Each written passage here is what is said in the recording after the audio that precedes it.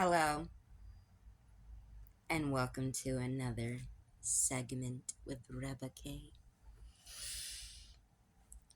Oh, so this segment is going to be divorce emotions. Divorce and emotions. Oh, so let's get right into it, shall we? 2.4 divorces per 1K people. Women.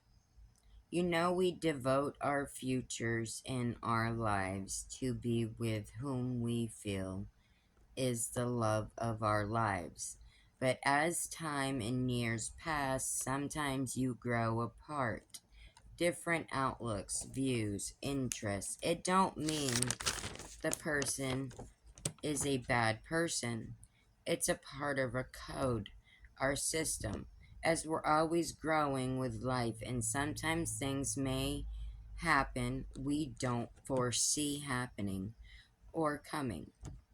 It don't mean you stopped loving that person. It just means you're growing and evolving, shedding your old skin and your old you, becoming the you in the now. No one stays the same forever, but as we grow in age, so do our outlooks and views on life, and that's no one's fault. It shows we're human, and life directs us in all different ways, even if we don't understand it at the time. That don't mean it's less than, because it's if everything always stayed the same, then we're not growing, we're not learning, we're not being open-minded, and not evolving our perspectives as an individual. So, you're with your spouse for all those years, and then you start to notice that there's shifts in play, shifting of personas, shifting of perspectives. As you get older, your mindset changes. Things you value or respect, or whatever the case may be, may change. That doesn't mean that you guys are bad people. It means you're changing, you're evolving, you're growing. Nobody stays the same forever. Nothing stays the same forever. We have to grow. We have to evolve. We have to shed the old us so that we can make room for us today. Who we are today. What we represent. What our relationship represents to us or for us. What it means to us. There's a thing that I like to live by, and I'll use my husband as an example. Um, I've been with him for 26 years. Obviously, I know. If you know, you know. But let's say that, after all those years, you really want to deal with another person? Have to learn somebody all over again? Have to go through all his trials and triumphs, off and on?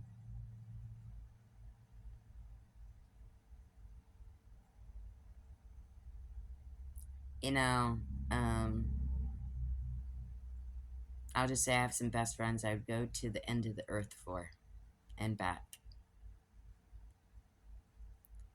And I love them wholeheartedly.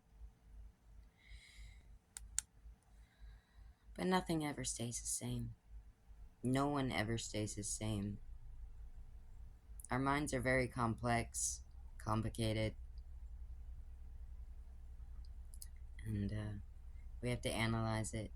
We have to sift through it as each day comes and passes.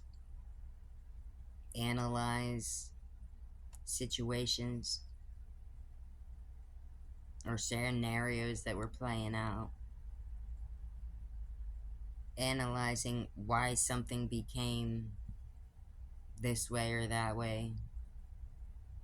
Or trying to understand where you guys went wrong, what happened, what changed. You know, it's always good to have a sit down, even if it's your ex at the time, you know, your ex husband.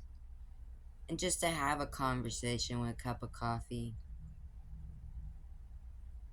and just acknowledge yourselves and be like, where did it go wrong? What happened? What changed? You know, you could have a pretty positive outlook with your answers that you get or give.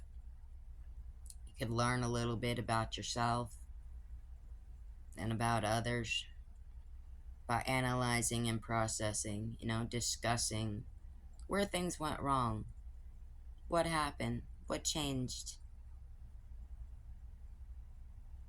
And it's also another way to keep your mind sharp, aware, and alert of different aspects, different views, outlooks, you know. Just because something don't work out don't mean it was bad. Or maybe it was, you know. Situations are different but with the people. Depends on the person. You know, as we get older, we grow, we get stronger, we get wiser, we get smarter. As we're learning something new every single day. But are we retaining it? Are we holding what we're learning? Or is it going in one ear and out the other? And you just have that mindset like, I really don't give a... No. If you have a negative attitude or a negative outlook on life, it's no wonder why nothing's going right. Because in this time today that we live in, people don't like it when you act insecure, or when you doubt yourself, or you're downing yourself, cutting yourself down, or you're just completely negative all the time. That's a lot to deal with. It's a lot to take on for one person. And that's a lot for one person to bear. It's you're putting all your reflections of yourself, and as a result of it, you're bouncing it off of you and off of other people. You know, people go through trauma all the time. But when you're fixated on it, and some are like obsessed with it. I'm a survivor! And they use that to make excuses for themselves. I do this because I'm a survivor. I do this because I'm a victim. You know. Don't use that title to justify. Be the best version.